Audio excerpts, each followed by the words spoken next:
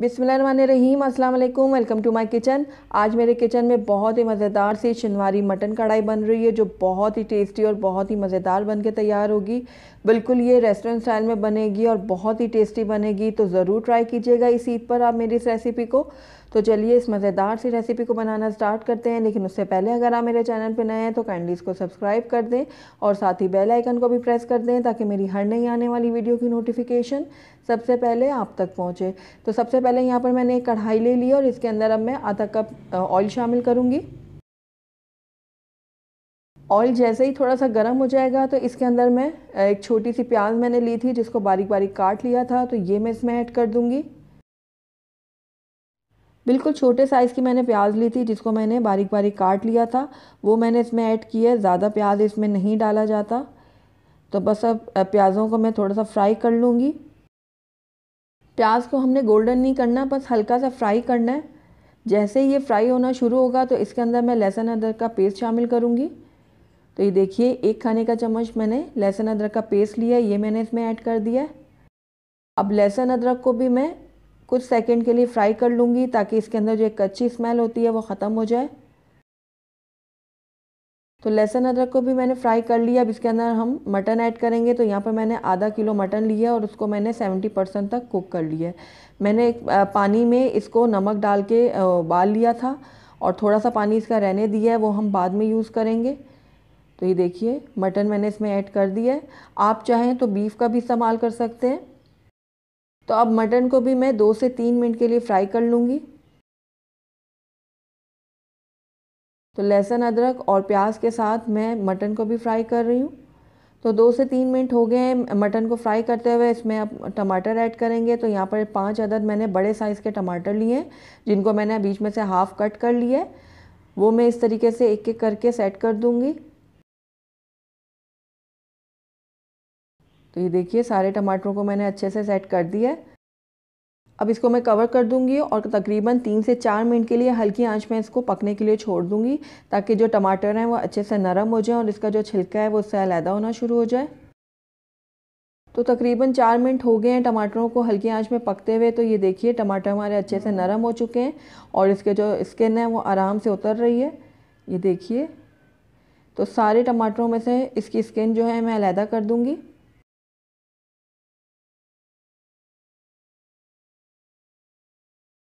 तो सारे छिलके जो हैं वो टमाटरों से अलहदा हो चुके हैं। अब मैं चम्मच की मदद से इसको इस तरीके से मैश कर लूँगी। चूँकि हमारे टमाटर बहुत अच्छे से नरम हो चुके हैं, तो ये बहुत अच्छे से मिक्स हो जाएंगे, बहुत ईज़िली मिक्स हो जाएंगे इसके अंदर। तो ये देखिए, अच्छे से चम्मच से मैं दबाते हुए इसको मिक्स कर रही हूँ। तो अब इसमें हम ऐड करेंगे नमक। तो यहाँ पर मैं थोड़ा सा ही नमक का इस्तेमाल करूँगी, क्योंकि मटन को बॉईल करते वक्त भी हमने नमक डाला था। बाद में हम चख लेंगे। और ये हाफ़ टी स्पून मैंने इसमें हल्दी का इस्तेमाल किया है। अब इन दोनों चीज़ों को मैं अच्छे से मिक्स कर लूँगी और साथ साथ टमाटर भी मैं अच्छे से मिक्स कर रही हूँ। अब इसके अंदर हाफ़ कप यखनी ऐड करूँगी। जो हमने मटन बॉईल किए थे उसमें से थोड़ा सा जो हमने यखनी बचाई थी, तो ये इसमें ऐड कर दी मैंने। मिक्स कर लूँगी अच्छे से इसको मैं।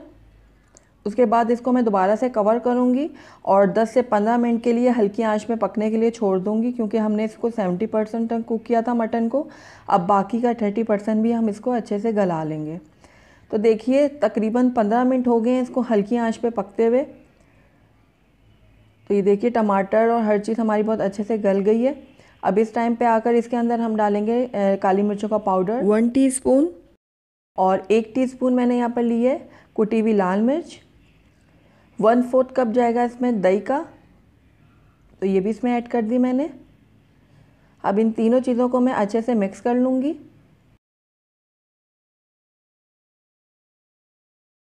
अब हम इसकी भुनाई करेंगे तकरीबन 5 मिनट के लिए, ताकि जो दही है वो अच्छे से गायब हो जाए इसके अंदर।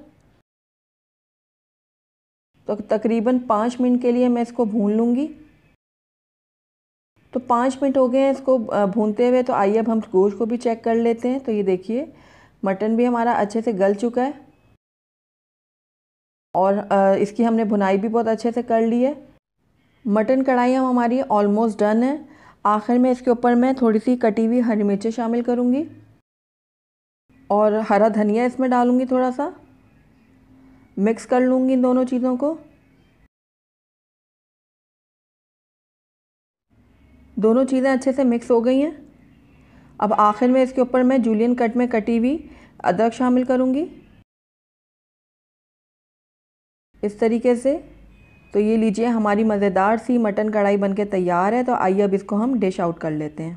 अल्हम्दुलिल्लाह, हमारी बहुत ही टेस्टी, बहुत ही मज़ेदार शिनवारी मटन कढ़ाई बनके तैयार है। बहुत ही टेस्टी बनती है, बहुत ही मज़ेदार बनती है, बिल्कुल रेस्टोरेंट स्टाइल में ये बनके तैयार होती है। तो इस ईद पर आप इस रेसिपी को ज़रूर ट्राई कीजिएगा। आप इसको सर्व कर सकते हैं नान के साथ, बहुत ही मज़ा आएगा सबको। तो ज़रूर से ट्राई कीजिएगा मेरी इस रेसिपी को। तो अगर आपको मेरी रेसिपी पसंद आई है तो इसको लाइक करें, अपने दोस्तों के साथ शेयर करें, और अगर पहली दफ़ा मेरे चैनल पे आएँ तो काइंडली इसको सब्सक्राइब भी कर लें और साथ ही बेल आइकन को भी प्रेस कर दें ताकि मेरी हर नई आने वाली वीडियो की नोटिफिकेशन सबसे पहले आप तक पहुँचे। और कमेंट करके मुझे ज़रूर बताइएगा कि आपको मेरी रेसिपी कैसी लगी। Thank you for watching. अल्लाह हाफिज़।